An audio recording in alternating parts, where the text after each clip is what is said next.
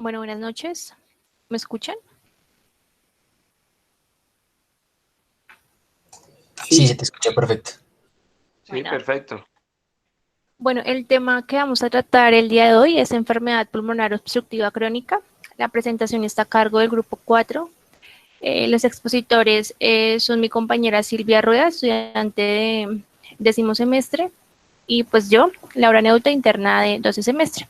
Como invitados especiales tenemos al doctor Alejandro Durán, pues que ya todos conocemos, especialista en medicina interna y nefrólogo, y el doctor Héctor Escalante, que es médico internista, especialista en neumología, quien nos colaboró y nos guió durante la charla, durante la preparación de la exposición.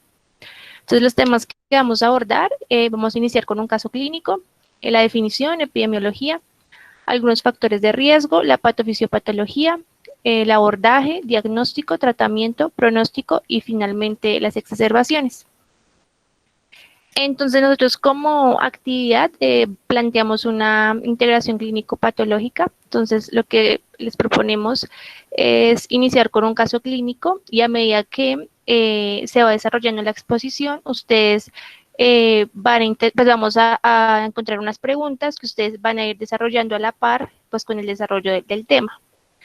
El paciente es Pedro Pérez, es un paciente de 58 años, él es de Bogotá, vive en Bogotá, es pensionado de la policía.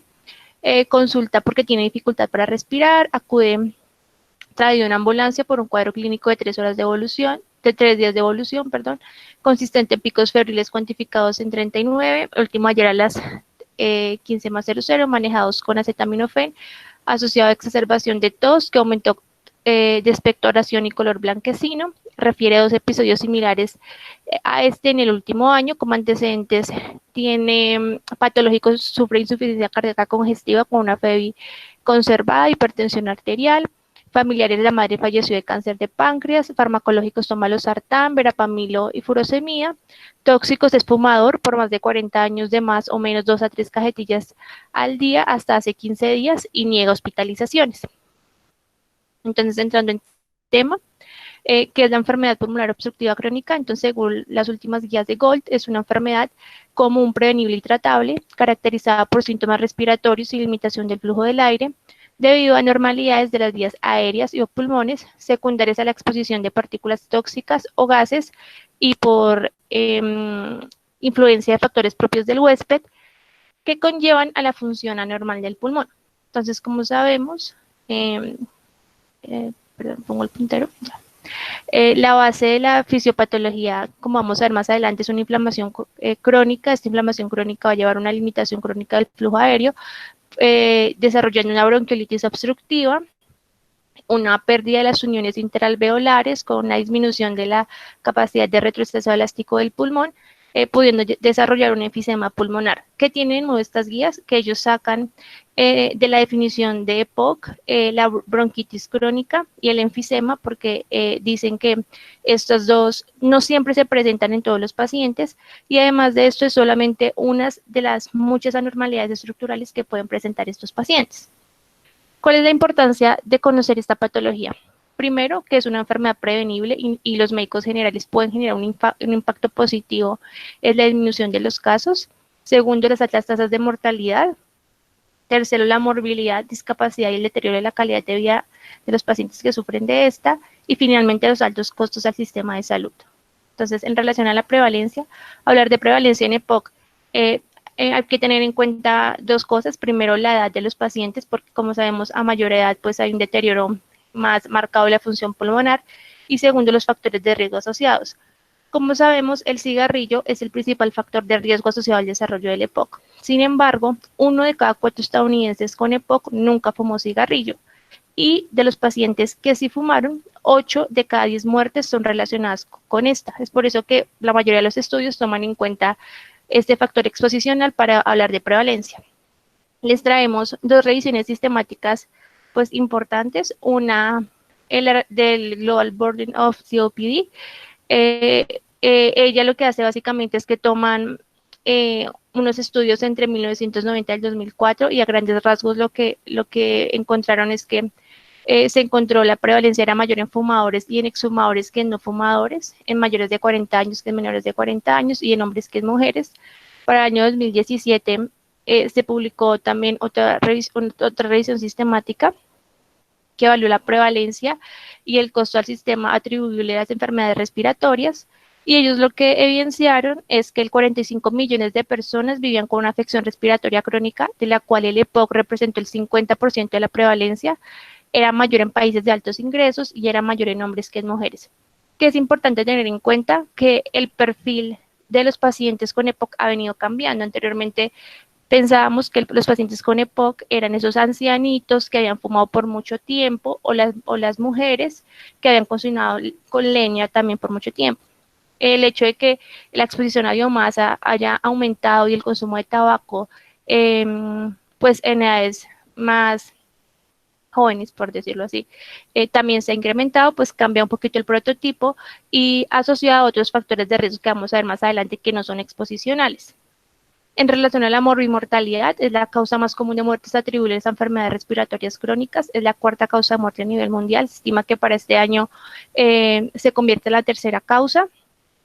Para el 2030 la OMS plantea que seguirá siendo la causa del 7.8 de todas las muertes, y la morbilidad se mide por el requerimiento de atenciones en salud y está asociada mucho a la carga de morbilidades que tienen estos pacientes. En relación a la carga económica y social, representa el 6% del presupuesto anual en salud. En Estados Unidos es responsable del 32%, de costos de aproximadamente 32 billones y en relación a la discapacidad, ajustada por años de vida, en el 2005 ocupó el 8º puesto, para el 2013 el 5º puesto, y se espera que para este año continúe siendo ocupando el 5º puesto en discapacidad ajustada por años. Entonces, a nivel local, tenemos un estudio que es el estudio Prepocol, que evaluó la prevalencia de COPD en Colombia a diferentes alturas, con el objetivo también de extrapolar como los datos que hizo el estudio Platino, donde encontró una relación negativa en relación a la altitud y la prevalencia del EPOC. Ellos tomaron 5 ciudades en Colombia y lo que encontraron es que la prevalencia fue 8.9% mayor en hombres mayores de 60 años, el 70% de los pacientes tenían enfermedad leve, el principal factor de riesgo era el consumo de tabaco, y no encontraron, a diferencia del estudio Platino, una tendencia significativa hacia una mayor prevalencia con una mayor altitud, que es algo, digamos, muy importante que se pudo sacar de este estudio, es que hubo una tasa infradiagnóstica supremamente alta, es decir, de 100 pacientes que tenían EPOC, solamente como el 16% de ellos tenían el diagnóstico. En relación a los factores de riesgo, 2/3 de los factores de riesgo son factores de riesgo exposicionales y 1/3 son no exposicionales. ¿Esto qué quiere decir? Que no siempre es una enfermedad autoinfligida. En esta gráfica vamos a ver, digamos, vemos aquí en este eje la función pulmonar y aquí vemos los años de una persona. Entonces, lo que nos plantea esta publicación es que hay 4 momentos importantes de la función pulmonar. Aquí 0 es el momento en que nacemos, entonces está el periodo antenatal, que es cuando se va el desarrollo de las vías respiratorias, los alveolitos. Aquí tenemos esta que es la segunda etapa, que es la de crecimiento, es como una pendiente ascendente del crecimiento y de las vías respiratorias, que es sobre la infancia y la adolescencia. Entre los 20 y los 35 años hay una meseta, y a partir de los 35 años hay un deterioro fisiológico de la función pulmonar. Lo que nos plantea esto es que si un individuo tiene alguna afección en cualquiera de las 4 etapas o en todas las etapas, la función pulmonar se ve afectada. Entonces, la línea verde es la línea que nos da un paciente que no tiene ningún riesgo y un perfil genético normal. Aquí las otras líneas, entonces digamos esta línea azul es un paciente que no tuvo ninguna afección prenatal, en la infancia a los 15 años él empezó a fumar, la meseta empieza a disminuir, la función pulmonar cae rápidamente. Y así vemos en todas los ejercicios. Esta última es una madre que fumó durante el embarazo, el niño estuvo expuesto a la infancia, él fumó y aparte de eso estuvo expuesto, entonces vemos aquí que el deterioro de la función pulmonar es muy marcado.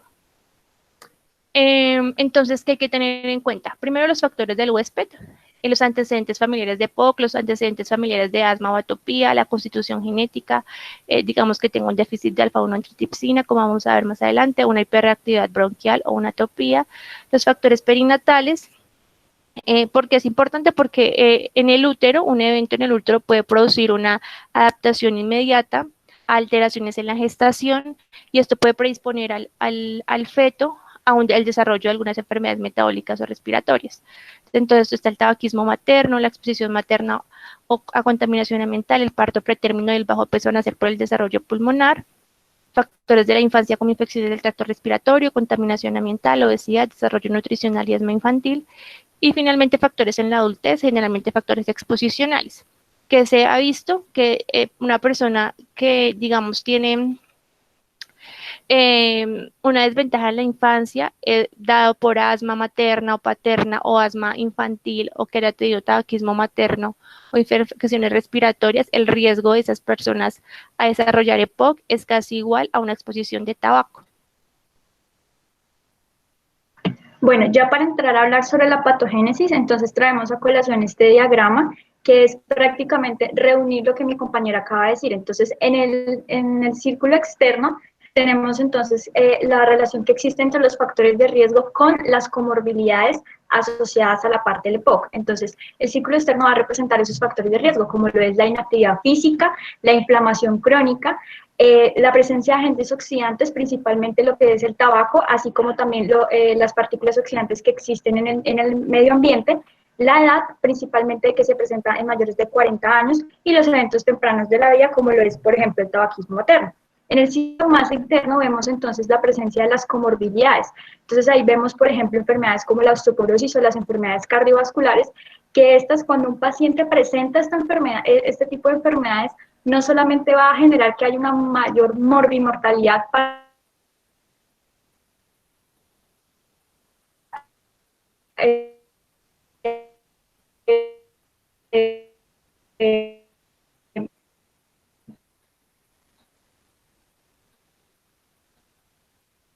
de base. Siguiente, por favor.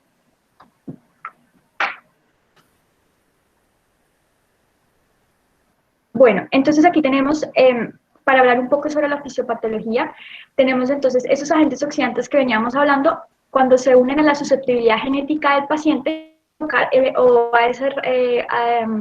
a producir esta inflamación crónica. Esta inflamación crónica se va a dar principalmente por estas células que son los macrófagos, los neutrófilos y los linfocitos T, principalmente los CD8. ¿Qué pasa? Nosotros tenemos unas vías biológicas que están en un equilibrio, entonces tenemos proteasas, antiproteasas, oxidantes, antioxidantes, que siempre van a estar en un equilibrio para que se dé un adecuado remodelamiento de la vía aérea. Sin embargo, cuando tenemos esta presencia de la inflamación crónica, va a predominar la acción proteásica y la acción oxidante y va a producir entonces, o se va a ver reflejado como una destrucción del parénquima pulmonar, en lo que tiene que ver con la destrucción de la matriz extracelular, la persistencia de la inflamación crónica y un reparo ineficiente a nivel pulmonar y también asociado a la apoptosis aumentada de las células epiteliales del epitelio respiratorio. Siguiente, por favor. Entonces, eso es lo que tenemos aquí, esta imagen. Entonces, del lado izquierdo de la pantalla ustedes vemos entonces un pulmón normal, en donde tenemos aquí abajo la vía aérea, ¿cierto? Y tenemos una mucosa y el tabique del bronquiolo. Y vemos entonces a nivel de las líneas que presentan, son unas líneas de fibras de elastina, que permiten las uniones alveolares para permitir que esa vía aérea se mantenga abierta. ¿Qué pasa con la parte del EPOC?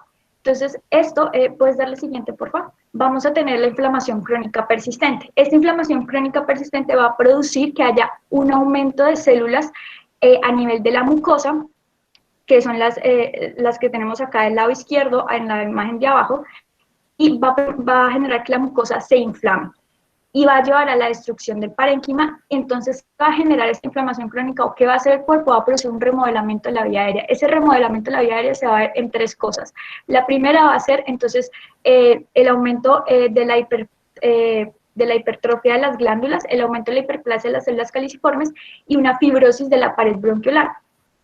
y lo que tiene que ver con la hipertrofia de las glándulas asociada a la hiperplasia de las células califormes va a producir que el poco diámetro que me quedaba en la vía aérea producida por la fibrosis bronquiolar va a estar tapado entonces por esa acción de esas glándulas, acción de esas células, porque va a haber una hipersecreción de moco. Y se va a ver entonces clínicamente como la característica más predominante en el EPOC, que es la limitación al flujo de aire.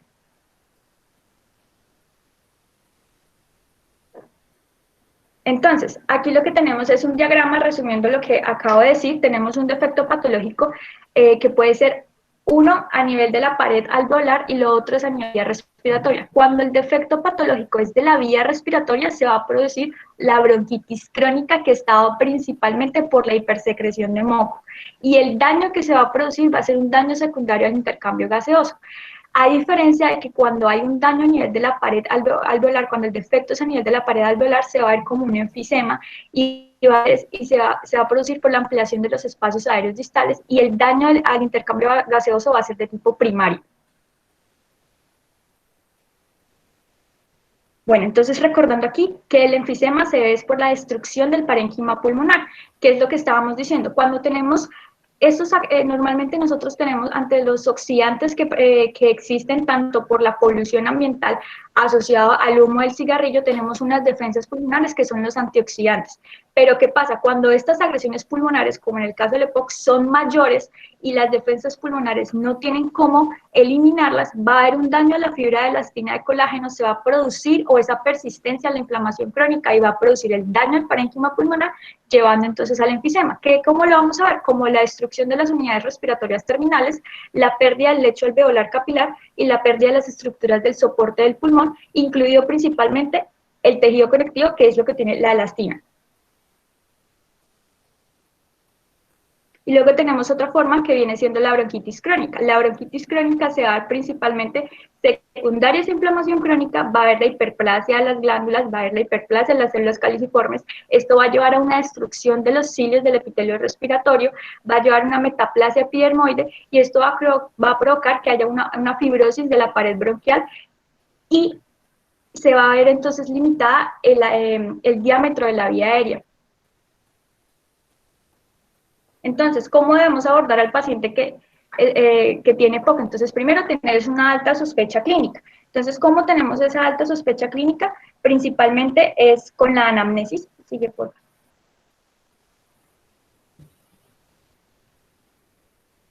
¿Cierto? Primero viene siendo la historia clínica con la anamnesis, entonces la de presentación. Entonces ya sabemos que principalmente se dan en los pacientes mayores de 40 años, pero eso no significa que en los menores no se dé. Y cuando un paciente menor de 40 años presenta esta enfermedad, debemos investigar que estemos ante un paciente que tiene un déficit de la alfa-1 antitripsina, que hace parte de uno de los agentes antiproteásicos que existen dentro de las vías que les expliqué en la fisiopatología. El lugar de residencia y la ocupación, principalmente entonces por el EPOC asociado a biomasa y los antecedentes perinatales, patológicos, hospitalarios, exposicionales y familiares, en relación a lo que explicó también mi compañera anteriormente, de los factores de riesgo que puede tener ese paciente. Entonces, en la clínica del examen físico, el paciente va a presentar tres principales síntomas o va a llegar con tres principales síntomas que son la disnea, la tos crónica, y esta tos crónica puede estar asociada a la producción de esputo crónico. ¿Qué pasa? Aquí el principal, el cardinal y el que se hace mayor énfasis es la disnea. Y al examen físico, debido a esa fibrosis que estábamos hablando ahorita, va a provocar que se produzcan sibilancias por una disminución del diámetro de la vía aérea. Y se va a producir el tórax entonel. Entonces, ¿por qué se produce el tórax entonel? Se da principalmente porque hay un atrapamiento de aire y eso va a producir que lo que normalmente veíamos que el diámetro anteroposterior era menor que el transverso, ahora el diámetro anteroposterior va a ser igual de grande al diámetro transverso. Este tórax entonel se puede ver más que todo en los estadios más tardíos de la enfermedad.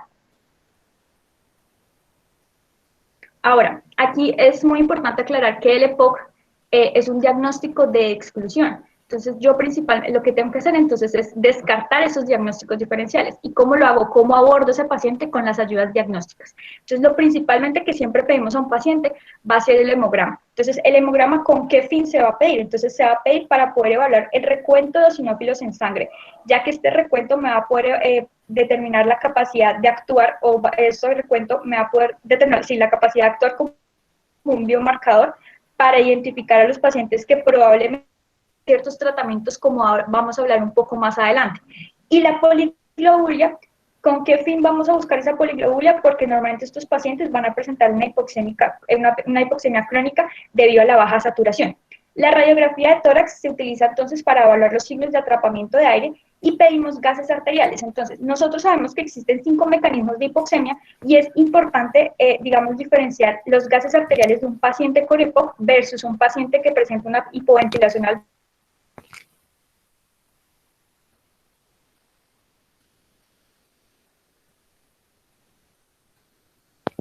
y una diferencia de alveolo arterial elevada. Entonces, y aparte de eso, vamos a evaluar también el pH, el pH de los gases arteriales para determinar la cronicidad del evento. Entonces, un paciente que tenga alterados estos, pero tenga un pH normal, vamos a decir que el cuerpo ha tenido la capacidad de, digamos, compensar ese desequilibrio. Y a partir de eso vamos a descartar esos diagnósticos diferenciales. Entonces, estos son los principales diagnósticos que debemos excluir, y aquí queremos resaltar principalmente el asma. Entonces, ¿por qué? Porque el asma presenta un patrón obstructivo espirométrico similar al EPOC, pero entonces incluso hay pacientes con EPOC que presentan criterios de asma también, y vamos a hablar un poco más adelante acerca de ese fenotipo. Entonces, ¿cómo lo podemos diferenciar? Entonces, se presenta más que todo en el inicio temprano, sobre todo pacientes en la infancia, van a presentar síntomas variables, síntomas que empeoran en la noche, en la mañana. Son pacientes que normalmente presentan los episodios de asma secundarios a la exposición a un alergeno y presentan antecedentes de rinitis, de alergias. Por el contrario, con la falla cardíaca, principalmente vamos a tener que, a nivel de la radiografía, vamos a tener un corazón dilatado, vamos a presentar el edema pulmonar. En las bronquiectasias son pacientes que pueden presentar esputo purulento asociado a una infección, una sobreinfección bacteriana, y a nivel de las imágenes, como la radiografía del TAC, van a presentar dilatación bronquial y engrosamiento de la pared bronquial. Por la tuberculosis suelen ser pacientes que sabemos que esta enfermedad afecta a cualquier tipo de pacientes, pero a nivel de la radiografía se pueden ver o se pueden diferenciar porque van a presentar ese infiltrado pulmonar característico. Son pacientes que se les debe hacer confirmación microbiológica y se sospecha más que todo en pacientes que provengan de zonas endémicas para esta enfermedad. Por otra parte, tenemos una parecida que también es la bronquiolitis obliterante, que la diferencia es que esta enfermedad se presenta en edades mucho más tempranas que el EPOC, y lo principal aquí es que se presentan pacientes que no tienen antecedentes, que son fumadores, y son antecedentes, son pacientes que suelen tener antecedentes de artritis reumatoide o exposición aguda a humos, y a nivel de TAC presentan áreas hipodensas. Por otra parte, tenemos la panbronquiolitis difusa, que suele verse más que todo en pacientes de población asiática, más que todo varones y también no fumadores, y que tienen antecedentes de una sinusitis crónica, donde a la radiografía del TAC van a presentar opacidades nodulares e hiperinsuflación. Entonces, ¿cómo hago el diagnóstico de EPOC? Entonces, yo tengo ya la sospecha por los síntomas, ¿cierto? O por los signos que presenta ese paciente, ya descarté esos diagnósticos diferenciales que pueden asociarse a ese EPOC, y ahora entonces, ¿cómo lo hago? Entonces, teniendo esos síntomas y asociarlos a factores de riesgo que presenta ese paciente, es indicatorio hacer la espirometría. Recordemos que la espirometría, si bien me permite hacer el diagnóstico de EPOC, el EPOC es un diagnóstico de exclusión. Entonces, ¿cómo evaluamos al paciente? Entonces, hay dos escalas. Tenemos la escala de disnea de la MRC y tenemos el cuestionario CAT. Entonces, la escala de disnea de la MRC, ¿por qué? Ya dijimos que el síntoma cardinal de estos pacientes es la disnea. Entonces, aquí lo que es evaluar es una escala que evalúa de 0 a 4, preguntándole las actividades ante las cuales el paciente presenta la disnea. Entonces, por ejemplo, el grado 0 es el paciente que presenta la disnea únicamente cuando hace ejercicio extenuante, versus un grado 4 que incluso presenta la disnea haciendo actividades de pocos esfuerzos, como por ejemplo vestirse o desvestirse. Para el cuestionario CAT, las guías a las exacerbaciones se hizo porque si bien la disnea es el síntoma cardinal, hay otros síntomas que influyen incluso aún más en el paciente para afectar su calidad de vida, su bienestar. Entonces, ¿cómo se debe hacer este cuestionario a los pacientes? Entonces, ustedes tienen aquí dos columnas, ¿cierto? Y en el medio hay unas columnas de unos números. Entonces, la idea es decirle al paciente que, por ejemplo, la primera que dice nunca tose y la otra, en la otra parte dice siempre tose. Entonces, ¿qué tan frecuentemente en el día a día presenta ese síntoma? Entonces, si siempre tose, el paciente va a marcar un 5. Si nunca tose, va a marcar un 0. Entonces, entre más sea siempre o entre más sea nunca, va a marcar los números que estén más cerca de este.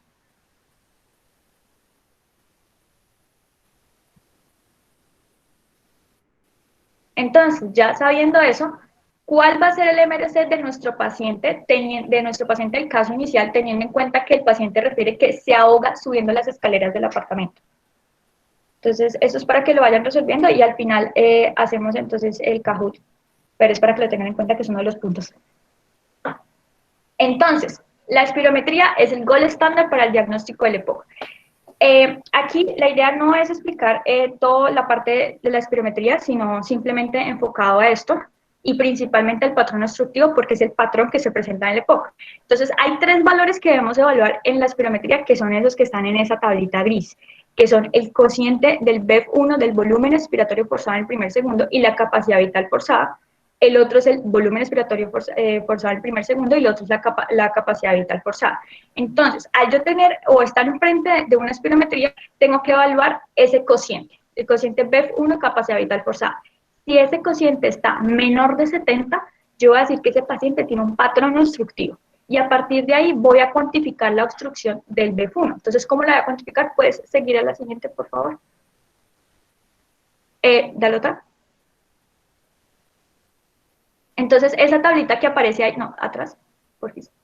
Esa tablita que aparece aquí a mano derecha es la tabla que me sirve a mí para clasificar la gravedad de la obstrucción de acuerdo al BEF1. Entonces, que se va a clasificar en leve, moderada, moderadamente grave, grave y muy grave. Dale atrás otra vez, por favor. Atrás. Ahí.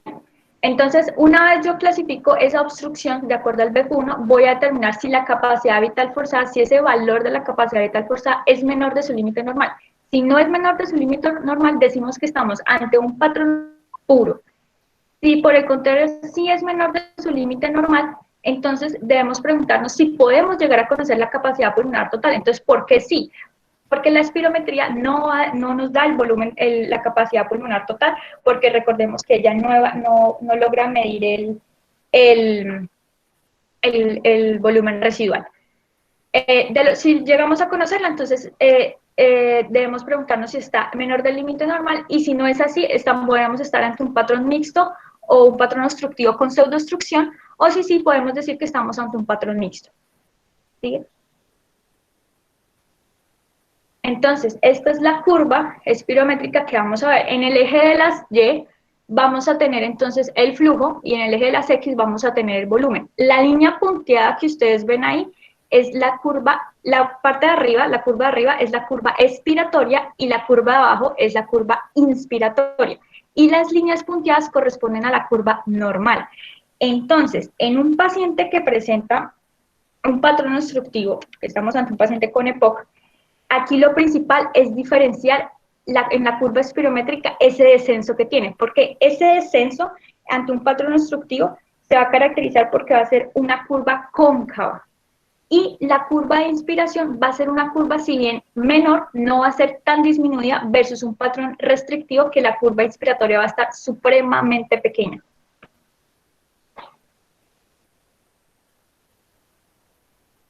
Entonces, luego de hacer la espirometría, en algunos casos debemos pedir el test de broncodilatación. Entonces, ¿cuándo está indicada? Para hacer el diagnóstico y el seguimiento de patologías como el asma y para la confirmación diagnóstica de EPOC.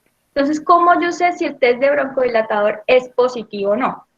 Entonces, tenemos 2 parámetros. Primero, es que determinar que la variación del BEF1 sea de 200 o más de 200 mililitros, y, o sea, tiene que tener los dos, y que el porcentaje ponderado entre la variación pre- y post-broncodilatador del BEF1 sea de 12 o más del 12%.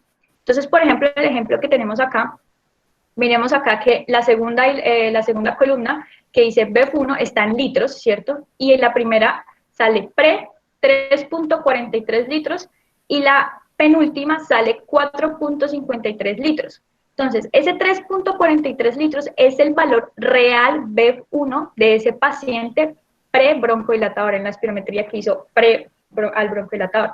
Y ese 4.53, que va a ser el valor real del BEF1 post-broncodilatador. Entonces, si ustedes restan ese 3.43 litros menos 4.53 litros, va a resultar que el paciente después del broncodilatador va a mejorar 1.1 litros. Entonces, si ustedes lo pasan a mililitros, serían 1100 mililitros, ¿cierto? Entonces, ¿cumple el primer criterio? Sí, porque es más de 200 mililitros. Ahora, el segundo criterio es el porcentaje ponderado. Entonces, ustedes lo que van a hacer es que al valor post del litro, del BEF1, que es 4.53, lo van a restar al 3.43 y ese resultado lo van a ir sobre el 4.53 más el 3.43 y eso lo dividen en 2 y lo multiplican por 100. Y el cambio tiene que ser de 12 o más del 12%. En este caso, el cambio es del 28%. Por lo tanto, esta prueba es positiva. Ahora, ¿yo cómo sé si corresponde más a un EPOC o corresponde más a un AF? Principalmente, pues claro, variándonos con la historia clínica, pero en este caso correspondería más a un paciente con asma porque el cambio o el BEF1 mejora más de 400 mililitros. Cuando este mejora más de 400 mililitros con broncodilatador, podemos decir que el paciente presenta un test positivo por un patrón obstructivo debido a un asma. Entonces, esto es que tener en cuenta para realizar la prueba espirométrica. Lo primero es que actividades debo suspender. Entonces, aquí tenemos el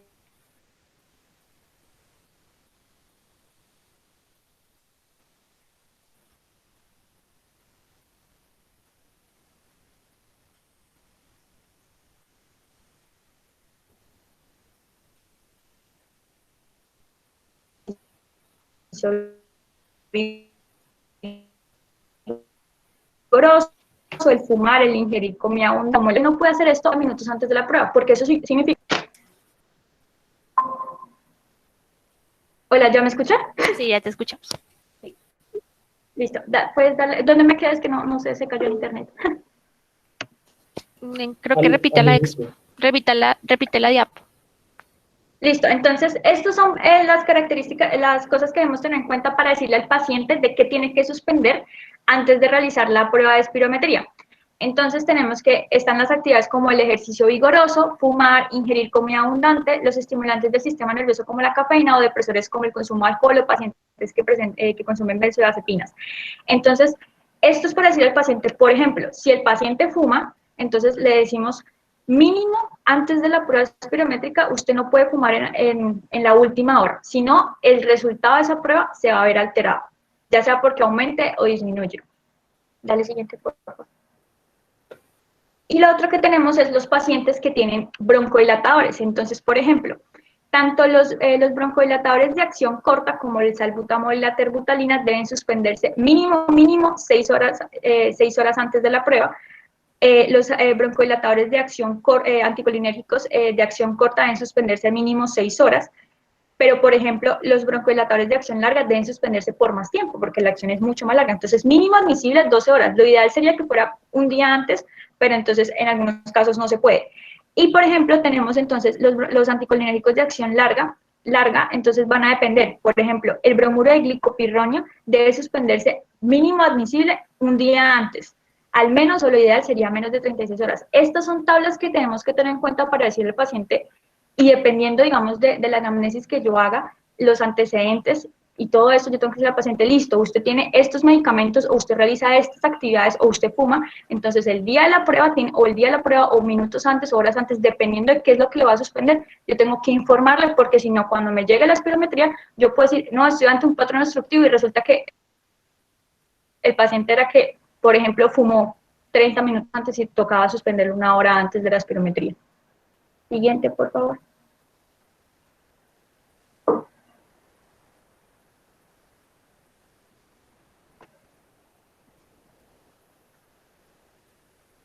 Listo, entonces, esta diapositiva que ustedes ven aquí de la bibliografía que está abajo es un artículo de este año que habla de que han estudiado o se han propuesto unos endotipos para EPOC. ¿Qué son esos endotipos? Es unos subgrupos de EPOC en base a los fundamentos biológicos que se comparten de la patología con el objetivo de poder identificar terapias de precisión para cada paciente.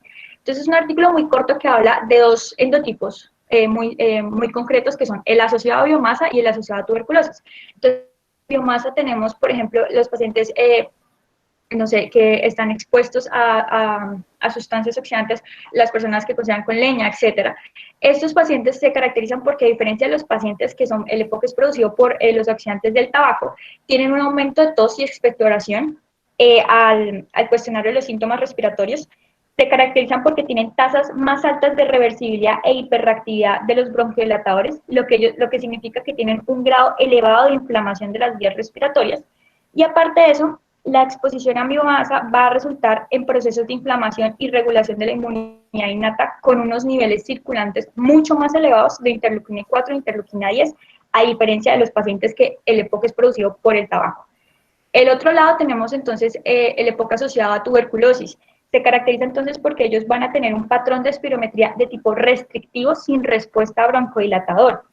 Y la principal manifestación de este endotipo es que van a presentar bronquiectasias, y si bien no se sabe bien cómo es que la inflamación que se produce por la infección de la tuberculosis va a desencadenar en una insuficiencia pulmonar a largo plazo, este artículo habla que en los modelos animales se vio que hay un exceso de citoquinas profibróticas como el factor de crecimiento transformante, que ha asociado que a largo plazo se produzca una fibrosis pulmonar en estos modelos animales y produce que el patrón de espirometría se vea de tipo restrictivo. ¿Pueden seguir, por favor? Listo. Esta entonces es la clasificación GOLD según la gravedad. Entonces, para hacer esto, pues yo tengo que primero diagnosticar el EPOC de acuerdo entonces a la espirometría, y ahí tenemos dos, ¿cierto?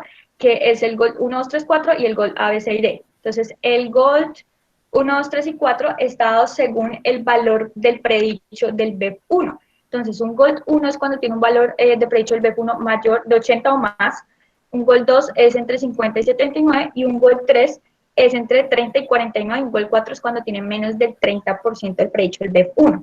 Ahora, si bien esta se sigue usando, la que más se usa actualmente es la GOLD A, B, C y D, y esta es, digamos, en la que se orienta el tratamiento. Entonces, ¿cómo se explica esto? Entonces, en un lado tenemos la historia de exacerbaciones, entonces que presenten síntomas, exacerbaciones de una o menos de una al año, o una o más, dos o más al año, y los síntomas. Entonces, por eso es importante lo que explicamos al inicio del MRC y del CAT, porque según el porcentaje de eso, yo voy a evaluar qué tanto impacto en la calidad de vida está teniendo ese paciente. Entonces, el GOLD A es el paciente que es poco sintomático y que casi no tiene o no ha tenido ninguna exacerbación en el último año. El GOLD B es el paciente que es muy sintomático, pero que casi no hace exacerbaciones. El GOLD C es el que es poco sintomático, pero exacerba mucho. Y el GOLD D es el paciente que, aparte de que es muy sintomático, todo el tiempo está en exacerbaciones. Esto es importante, ¿por qué? Porque ahorita vamos a hablar de tratamiento orientado a esta clasificación según la gravedad. Entonces, teniendo en cuenta esa clasificación del MRC, del CAT, vamos a evaluar, y según los síntomas del paciente, puedes darle siguiente, por favor. A este paciente se le tomó una espirometría porque ustedes estaban sospechando que efectivamente podríamos estar frente a un EPOC, y este fue el resultado de la espirometría. Entonces, si quieren, puede tomarle foto para que puedan hacer pues, las preguntas al final. Y de acuerdo a eso, entonces vamos a clasificar cuál es el EPOC de este paciente y si tiene un test broncodilatador positivo o no lo tiene. Listo. Lo otro son los fenotipos. Pues digamos, en lo personal a mí siempre me han enseñado que estaba el soprado rosado y el abotagado azul en los fenotipos, ¿cierto? Resulta que esto ya digamos que se había dejado usar hace varios tiempo, y sacaron unos nuevos fenotipos que son 4. que esto va orientado según las agudizaciones y según el tipo de sintomatología que presenta el paciente. Entonces, ¿qué es un fenotipo clínico de EPOC? Es un atributo de la enfermedad único o también una combinación que describe las diferencias entre los pacientes con EPOC en lo que respecta a resultados clínicamente significativos como los síntomas, las exacerbaciones, la respuesta a la terapia o la tasa o la previsión de la enfermedad o la muerte.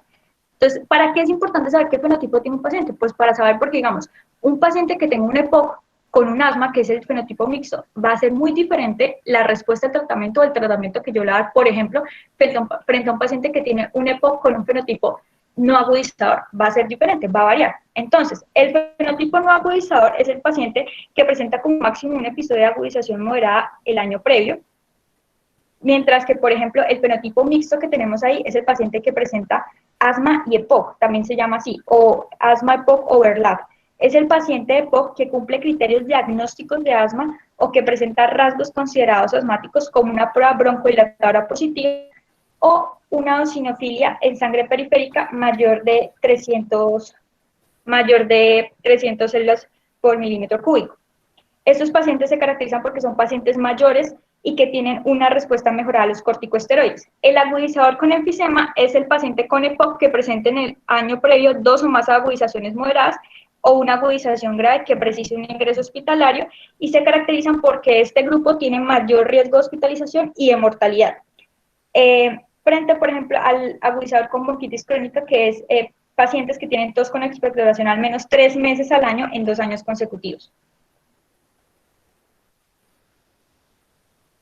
Bueno, ahora en relación al tratamiento de la EPOC estable, ella tiene como objetivo reducir los síntomas, reducir la frecuencia y la severidad de las exacerbaciones y mejorar la tolerancia al ejercicio. El tratamiento de la EPOC estable es un tratamiento que está compuesto por un componente conductual y un componente farmacológico. Entonces, primero vamos a hablar del tratamiento farmacológico.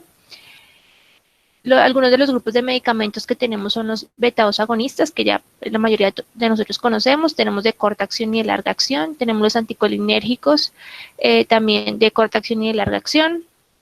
Algunos corticoides inhalados, los inhibidores de la fosfodiesterasa, las metilsantinas, que es, digamos, las trajimos al tema, pero sin embargo las metilsantinas no son, digamos, no es un grupo de medicamentos que se utilicen de rutina en estos pacientes, se utilizan cuando no hay otro medicamento, cuando no tenemos otros broncodilatadores, y finalmente otros medicamentos como los antibióticos y la oxigenoterapia. Entonces, los primeros grupos que vamos a ver son pacientes que no tienen o han tenido una exacerbación que no requiere admisión en el hospital, y tú las clasificas si es grupo A o grupo B. Si el paciente tiene un MMRC de 0 a 1 o un CAT menor de 10, es decir, es poco sintomático, es A, y si el paciente tiene una disnea con pequeños esfuerzos o en reposo con un MMRC mayor o igual a 2, es un grupo B. Entonces, ¿qué nos recomiendan las guías? Iniciar en el grupo A, broncodilatadores de corta acción. Tú le puedes iniciar SABA o SAMA. Sin embargo, lo que se ha visto, aunque los dos, digamos, tienen una mejoría, sobre todo en el BEF1, lo que se ha visto es que SABA tiene mejores resultados en relación a la función pulmonar, la mejoría del estado de salud y menor uso de esteroides orales. Digamos, lo que se ha visto, esta es una publicación donde compararon la combinación de SABA-SAMA, impratropio versus albuterol o el salbutamol, o sea, la terapia dual en combinación con la monoterapia de SABA y SAMA.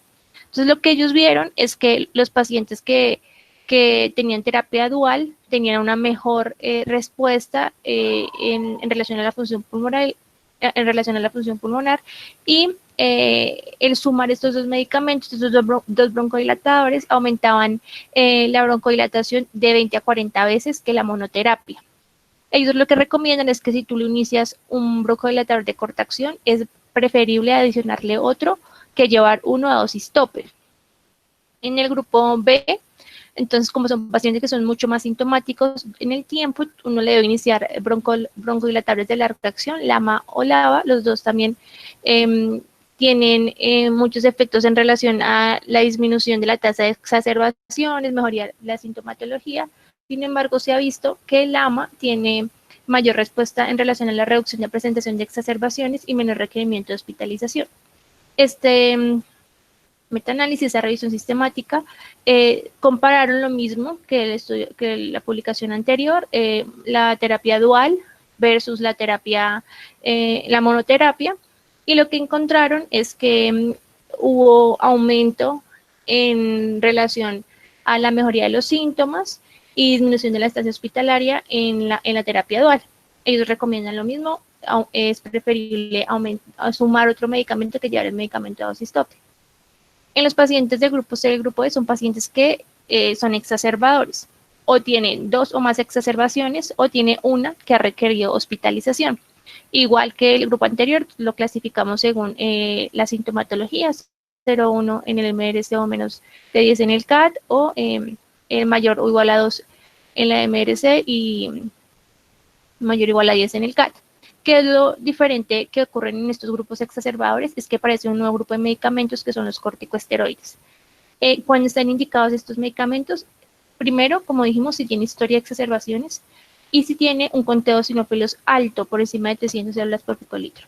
Y tercero, si tiene una historia concomitante con asma. Cuando no se debe usar, cuando el conteo de eosinófilos es menor de 100 células, cuando tiene historia de infección por micobacteria o porque tiene eventos repetidos de neumonía.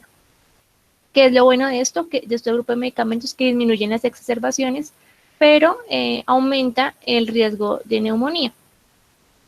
Entonces, ¿cuál es el papel de los eosinófilos en la EPOC? Lo que se ha visto es que es un predictor de respuesta a los corticosteroides.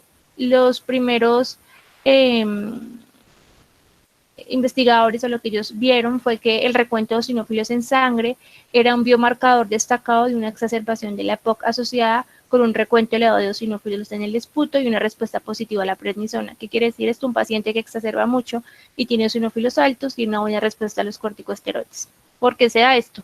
Los eosinófilos, sabemos, son unas células, los leucocitos granulocitos, que generan una respuesta TH2 eosinofílica. Normalmente no, la mayoría de los pacientes epocosos tienen una respuesta neutrofílica TH1.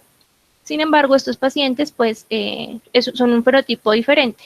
Estos eosinófilos son activados por algunas interleuquinas, van a la circulación, llegan al pulmón, se desgranulan y generan lo que es la inflamación del daño tisular. Lo que se ha visto es que si tú en estos pacientes les das un corticosteroide, los corticosteroides lo que hacen es que bloquean la señalización proinflamatoria o la cascada de señalización proinflamatoria en esta línea celular. Entonces hay un estudio que se llama el estudio IMPACT. Hay varios estudios como el Tributo o el Trinity, que lo que ellos evaluaron es la respuesta en pacientes con la respuesta del paciente frente con eosinófilos altos en terapia con corticoide.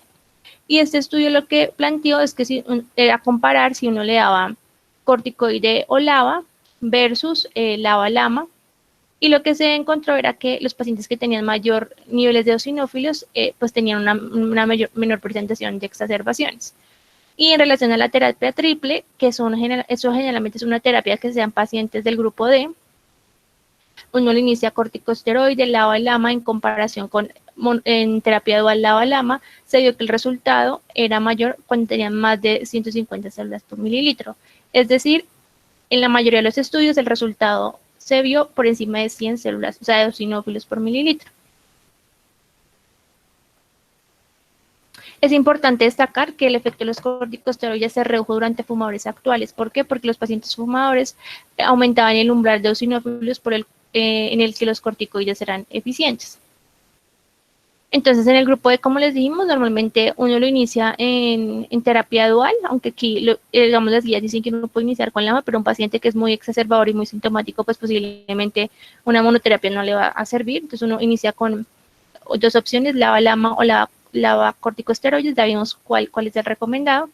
Y si el paciente persiste, tenemos 2 opciones. Una opción es los inhibidores de la fosfodiesterasa, es una enzima que se encuentra en muchas de las células que están implicadas en la respuesta inflamatoria. El principal medicamento es el roflumilast. Lo que hace este medicamento es que disminuye la inflamación al inhibir la degradación de la AMP cíclico intracelular. Entonces, esto que hace que cuando el AMP cíclico está aumentado, hay baja actividad de las células proinflamatorias y toda la cascada y las herramientas sumadas a esta respuesta inflamatoria. ¿Qué fue lo que se vio? Que si, digamos, generamos un impacto, digamos, se encontró como una diana terapéutica para disminuir la inflamación crónica. Entonces, en un estudio lo que se encontró es que se tuvo dos grupos, un grupo al que se le dio roflumilast y otro grupo al que se le dio solamente placebo, y se encontró que la reducción de las exacerbaciones fue del 29.1% en el roflumilast y en el placebo fue del 32.2%, la presentación de exacerbaciones. Y segundo, disminuye las hospitalizaciones y mejora la función pulmonar y la calidad de vida. Los RAMS de esto es básicamente alteraciones gastrointestinales. Y tenemos otro grupo que podemos agregar, que son los antibióticos, principalmente los macrólidos. Los macrólidos tienen una función inmunomoduladora y pues antiinflamatoria y antibacteriana. Lo que se evidenció, digamos, en esta publicación, lo que compararon fue, se utilizaron dos grupos, un grupo al que se le dio acitromicina, 250 días, y otro grupo al que no se le dio, y aquí en el eje de las Y vemos la proporción de pacientes libres de exacerbaciones, y en el eje de la X vemos los días. Entonces, lo que nos permite comparar es que los pacientes a quienes se les dio acitromicina estuvieron mucho más tiempo libres de las exacerbaciones que el grupo placebo. Lo que se recomienda es dar acitromicina 250 miligramos día, o 503 veces por semana, o eritromicina 500 cada 12 horas. ¿Cuál es la problemática de esto? Que aumenta la incidencia de colonización por organismos resistentes a macrólidos y puede generar en los pacientes alargamiento del QT o disminución de la capacidad auditiva. Y finalmente tenemos la oxigenoterapia. La oxigenoterapia está recomendada en hipoxemia en reposo, cuando tiene una saturación de oxígeno menos del 89%, una PaO2 del 55 milímetros de mercurio. Cuando esta es de 59 y el paciente tiene una disfunción del ventrículo derecho, una policitemia mayor de 53, también se le puede dar, o cuando tiene una saturación menor de 88% durante 5 minutos durante la noche. Hay dos estudios importantes que ayudaron o que estudiaron el uso del oxígeno a largo tiempo en pacientes hipocosos. El primer estudio lo que cogió fue dos grupos, a un grupo se le dio oxígeno continuo y durante todo el día y al otro grupo se le dio solamente durante 12 horas. Y lo que encontraron fue que los pacientes que tú le das oxígeno continuo, el hematocrito disminuía, es decir, la policitemia disminuía la resistencia vascular pulmonar y tenía un impacto en la mortalidad. Esta otra publicación comparó a un grupo que no se le dio oxígeno y otro que se le dio oxígeno por 15 horas, y los pacientes que tuvo oxígeno por 15 horas disminuyó la mortalidad y el deterioro fue más lento de las presiones pulmonares. Recordemos que los pacientes con EPOC pueden hacer un cor pulmonar, entonces por eso es muy importante o tiene un impacto también en esta patología. ¿Cuál es lo importante tener en relación al oxígeno? Que los pacientes epocosos tienden a tener niveles altos de CO2. El principal, en las personas normales, pues el principal estímulo para la función respiratoria del centro respiratorio es la hipercapnia. Cuando los pacientes con EPOC tienen una hipercapnia constante, este centro se desensibiliza y ellos entonces empiezan a responder por niveles de hipoxemia. Entonces, si tú a un paciente que tiene una hipoxemia no tan severa le empiezas a aumentar el oxígeno, pues imagínate, no va a poder censar los niveles porque responde por hipoxemia. En relación al tratamiento conductual, entonces hay tres pilares en relación a esto. Inicialmente está el cese del cigarrillo, es la única estrategia ya basada en la evidencia que conocía para mejorar el pronóstico de EPOC. Es muy importante tener en cuenta que como médicos generales uno debe motivar al paciente y explicarle la importancia que es para ellos dejar de fumar. Se dice que, digamos, un paciente que decida al día de hoy dejar de fumar sin ninguna ayuda, la tasa de que recaiga a las 48 horas es del 85%. Por eso es que se dan otras ayudas, como tenemos los cigarrillos electrónicos, que se ha encontrado que son 95% menos dañinos que el cigarrillo convencional, la terapia de reemplazo con nicotina, productos farmacológicos como el bupropión y la terapia conductual. Nosotros debemos que revalorar en cada consulta que tengamos a estos pacientes sobre cómo está su hábito del tabaco y ofrecerle todas estas alternativas. El segundo pilar es la vacunación.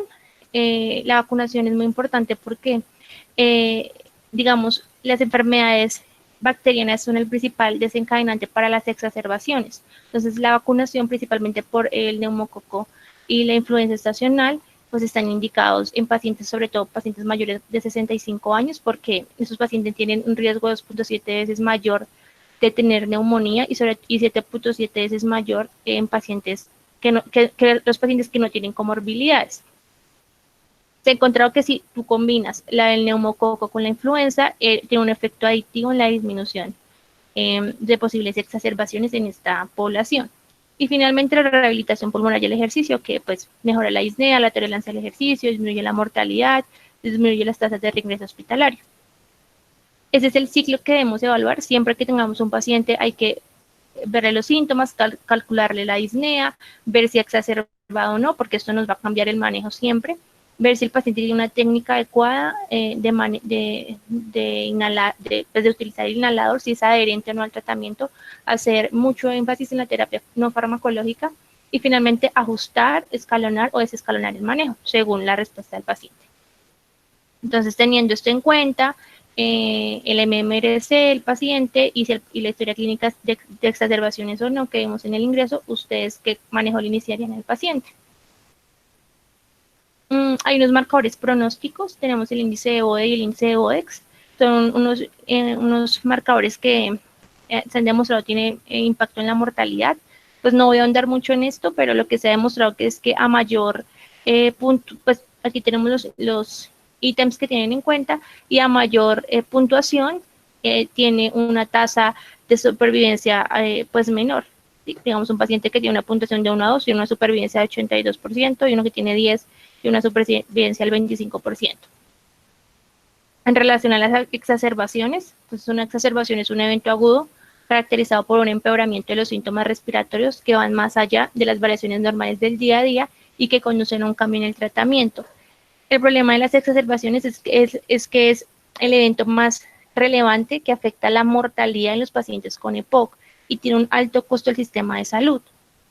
La causa más común de exacerbaciones son las infecciones respiratorias agudas, virales, como tenemos el rinovirus, el virus de la influenza, y bacterianas por neumococo, hemófilus, moraxella y atípicos como la clamidia, y otras causas en menor medida las descompensaciones de comorbilidades, la mala adherencia al tratamiento, el tratamiento inadecuado. Es por eso que es sumamente importante que los pacientes tomen la vacunación y pues uno clasificar al paciente adecuadamente.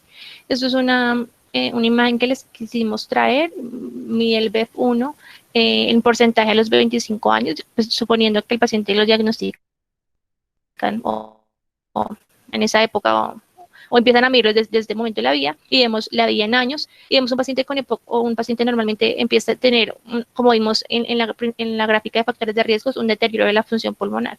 Si el paciente inicia con síntomas simples de EPOC, pues disminuye un poquito más, pero si tiene eventos severos, vemos que tiene una afección en la discapacidad y en la muerte, pues muy severa. El diagnóstico, digamos que hay 3 síntomas cardinales: el aumento de la disnea, el aumento de la purulencia y el volumen del esputo. Sin embargo, también podemos encontrar aumento de la tos, oinofagia, dolor torácico que nos puede pues, orientar a un cuadro un poco más complicado del paciente. Y los signos: uso de músculos accesorios, aparición aumento de la cianosis, signos de falla cardíaca derecha en el caso de un cor pulmonar. Ahora bien, si el paciente está inestable hemodinámicamente o tiene una respiración paradójica, pues ya nos lleva a ver una severidad del paciente y hacerle un manejo enfocado.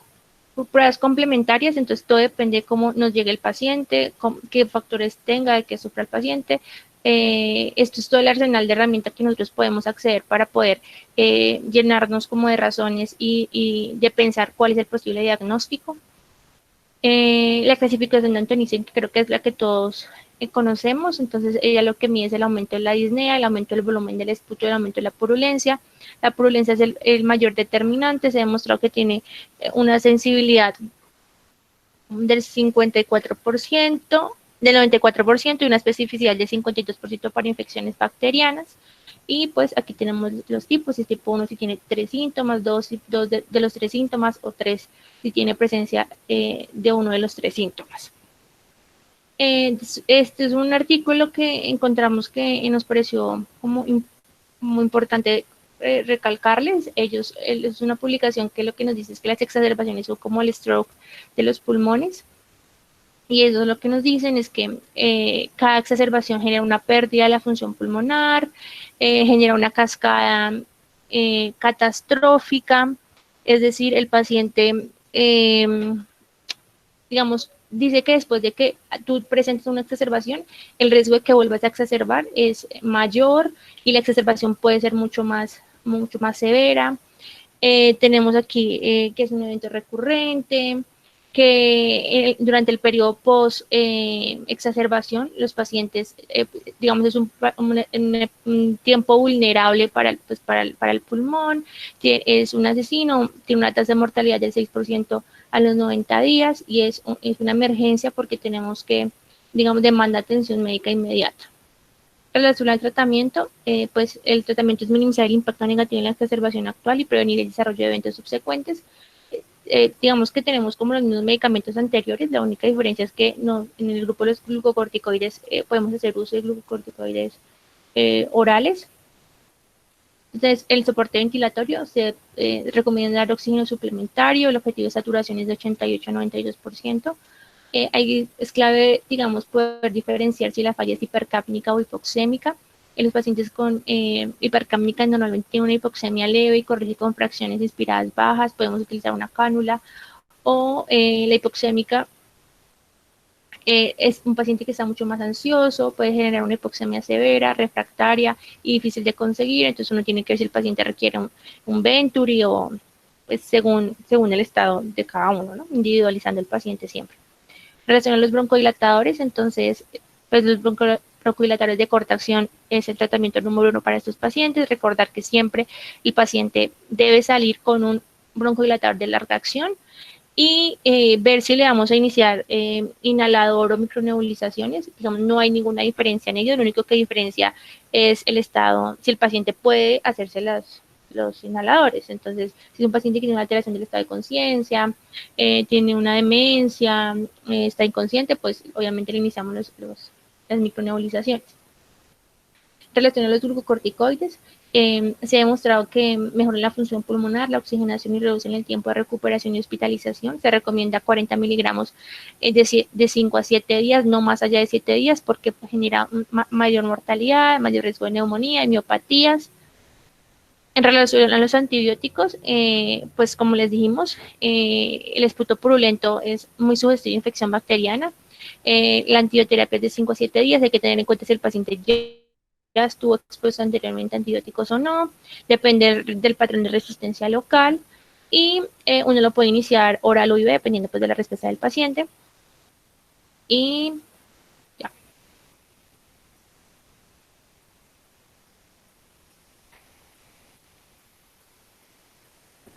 Bueno, para llevar a casa. Entonces, bueno, ya para finalizar. Dale, Silvia.